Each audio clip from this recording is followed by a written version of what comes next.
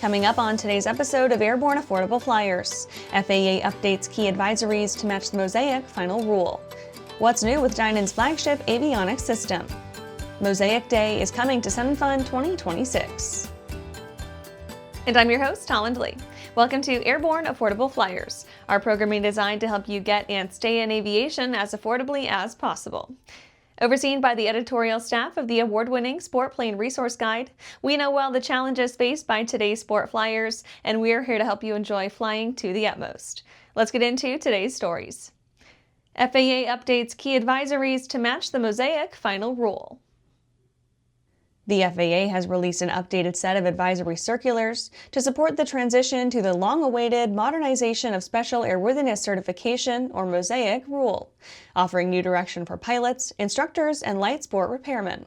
The documents, published November 14th, aim to align long-standing guidance with the performance-based system that will replace the outdated light sport framework when Mosaic takes effect in 2026. The first revision is with AC 6165, with version K becoming the primary reference for endorsements and certification procedures for pilots and flight and ground instructors. The circular incorporates the revised sport pilot privileges introduced under Mosaic and includes newly approved endorsement language for expanded operations. The new AC 6532B updates the qualification and privilege structure for light sport repairmen, mostly using some wording adjustments to clarify how repairman certificates correspond to the much expanded group of aircraft expected to enter the market under Mosaic. The revision also includes an explanation of how repairmen can work with experimental amateur-built aircraft within the new regulatory boundaries. AC 61146 is the only newly issued circular on the docket.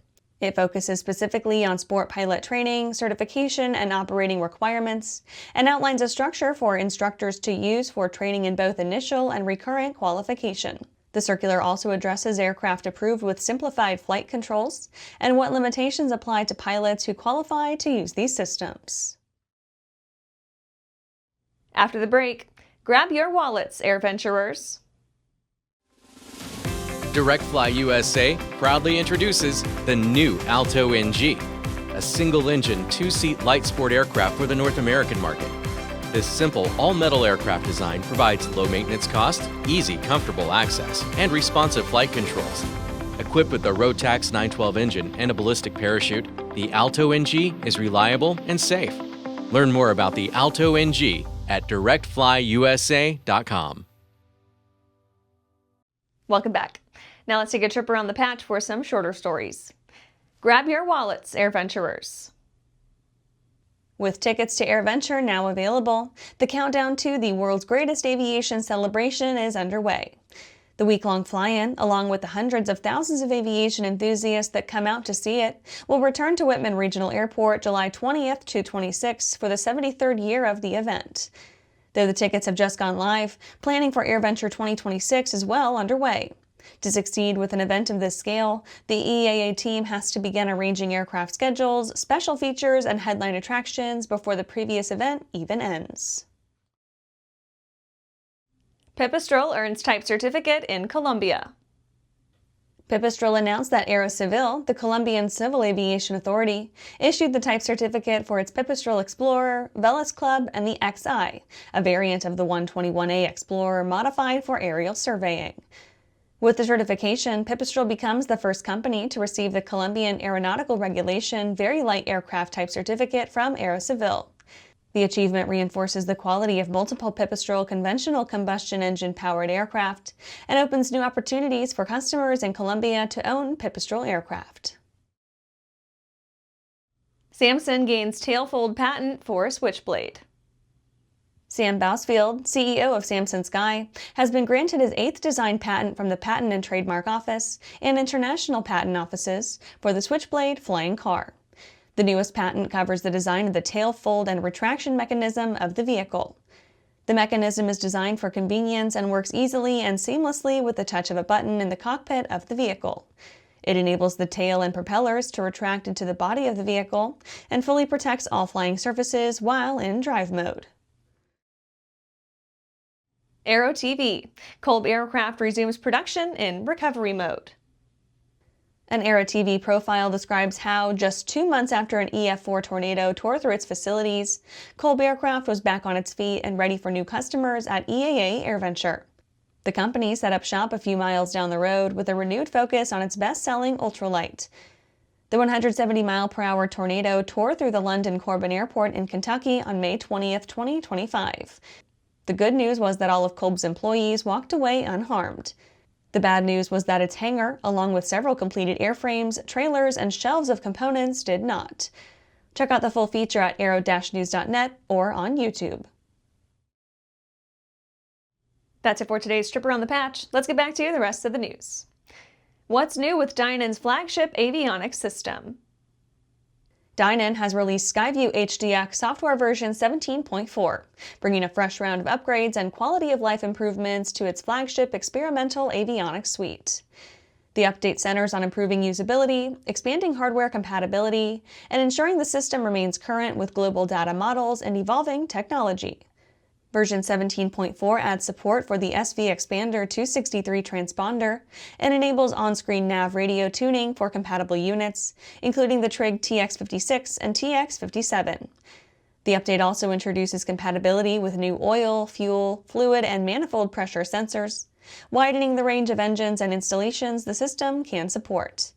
Other updates include revised Trig nomenclature within the serial port setup, and incorporation of the 2025 World Magnetic Model, ensuring current magnetic data for navigation and heading functions.